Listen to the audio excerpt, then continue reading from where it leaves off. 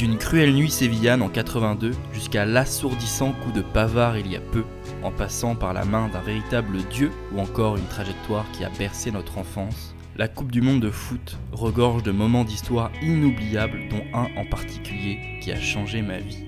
Et aujourd'hui je vais essayer de vous conter ceux qu'on a peut-être un peu trop oubliés.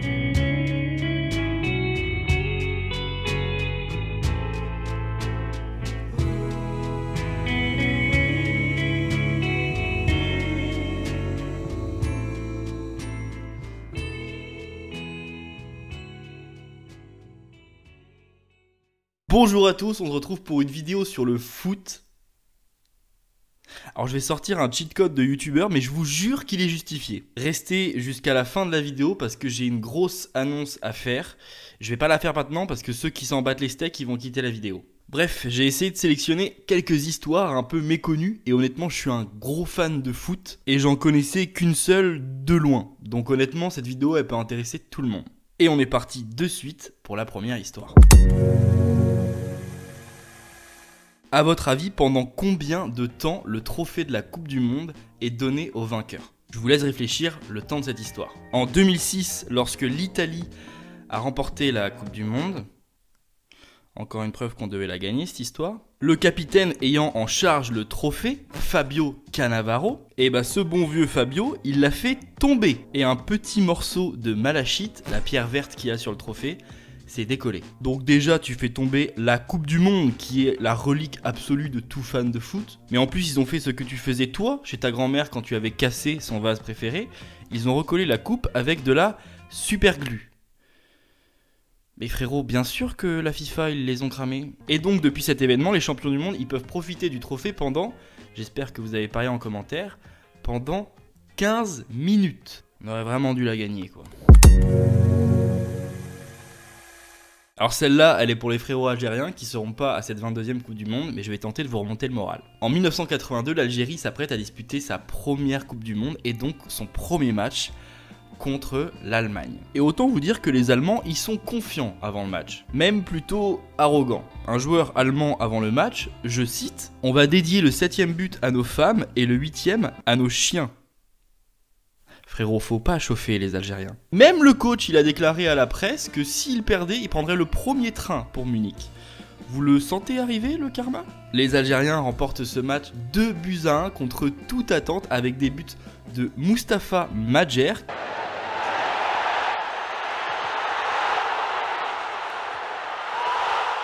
qui est l'inventeur de la Madjer, mais ça, c'est une autre histoire, et de Lakhdar Belloumi. Et cette poule composée des Algériens, des Allemands, mais aussi des Autrichiens et des Chiliens, elle a vraiment un dénouement mythique, ou l'inverse, puisque son dénouement intervient lors du dernier match de poule qui voit s'affronter les grands amis allemands et autrichiens dans ce qu'on appelle aujourd'hui le match de la honte. Oui, parce que les grands copains, ils vont littéralement faire tourner la balle pendant tout le match, étant donné que le score qualifie les deux équipes. Et ça va éliminer qui, bien sûr? Les Algériens. Pour vous dire, le commentateur autrichien, il va même arrêter de commenter le match à partir de l'heure de jeu et il va demander à tous les téléspectateurs d'éteindre leur poste de télé. Après la Coupe du Monde espagnole de 82, on part aux États-Unis en 1994 pour une histoire bien plus tragique. Avant ça, je vous invite à vous abonner et à activer la cloche. Si vous kiffez le foot, vous en saurez plus en fin de vidéo. Bref, en 1994, la Colombie se remet à peine de la mort du chef du cartel de Medellín, Pablo Escobar. Encore une fois, le football peut être vu comme une solution pour unir un peuple qui est au bord du chaos.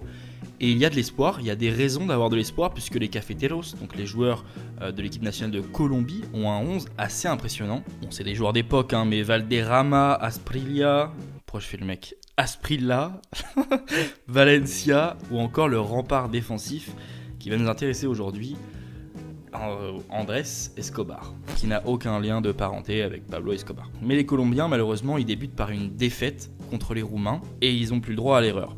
Lors de la deuxième journée, une défaite serait synonyme d'élimination. Et ils jouent donc le 22 juin 1994 à Los Angeles, ni plus ni moins que le pays hôte, les États-Unis. Ce qu'il faut bien comprendre dans cette histoire, c'est que le cartel de Medellín, il impose une pression ultra forte sur la sélection. Mais genre, c'est pas si vous êtes éliminé, bouh, non, vous avez compris, c'est le cartel de Medellín. Et dans ce match, il va arriver la pire chose possible pour Andrés Escobar puisqu'il va ouvrir le score contre son camp.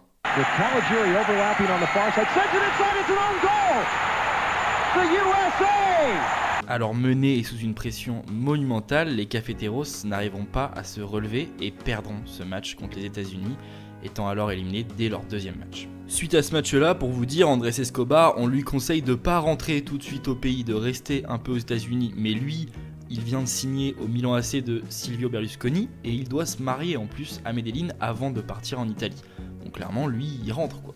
Mais au cœur d'une nuit de juillet 94 à Medellín, Humberto Muñoz Castro, un membre du cartel, tire 6 balles dans le crâne d'Andrés Escobar qui meurt pour un crime qu'il n'a pas commis.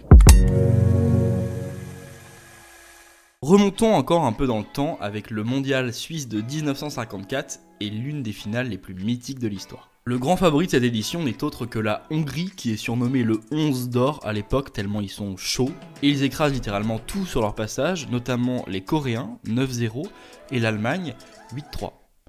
Les années 50. Bref, les Hongrois se retrouvent comme prévu en finale contre l'Allemagne qu'ils ont étrié en poule. Le 4 juillet à Berne, au bout de 8 minutes de jeu, dans la 5e finale de l'histoire de la Coupe du Monde, la Hongrie mène 2-0 et fonce droit vers son premier sacre. Mais vous le savez mieux que moi, la Hongrie, ils n'ont pas de petites étoiles au-dessus de leur écusson. Donc qu'est-ce qu'il a bien pu se passer ce jour-là? Il s'est passé ce qu'on appelle le miracle de Berne. Ce jour-là, il pleut à torrent et plus les minutes défilent, plus la pluie s'intensifie. La pelouse du stade du Wankdorf, elle est littéralement gorgée d'eau. Et ce jour-là, les Allemands, ils ont un petit avantage puisqu'ils jouent avec l'un des premiers prototypes de crampons vissés. Prototype d'un certain Adolf Dassler, surnommé Adi Dassler. C'est plus mignon. Et Adi, c'est ni plus ni moins que le fondateur d'Adidas. Adi Dassler, Adidas...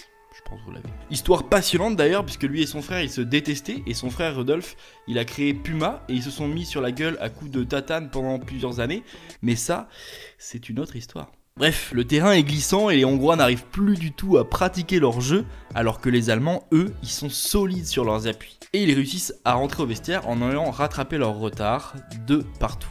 Der zu seinem Clubkameraden Fritz Walter, von dort zu Rahn, und Tor! Tor für Deutschland!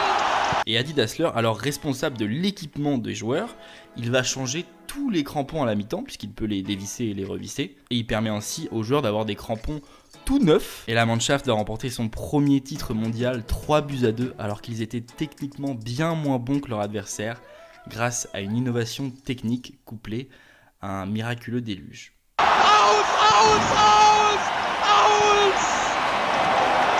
Das Spiel ist aus! Après, apparemment, ils avaient pris de la meth aussi, mais bon, ça... Voilà, j'espère que ces 4 histoires vous ont plu. Et ne partez pas, c'est l'heure de la grande annonce. Ça fait presque 1 mois et demi que j'ai rien publié, et là je reviens en vous parlant de foot, la veille du début de la 22e Coupe du Monde. Bizarre.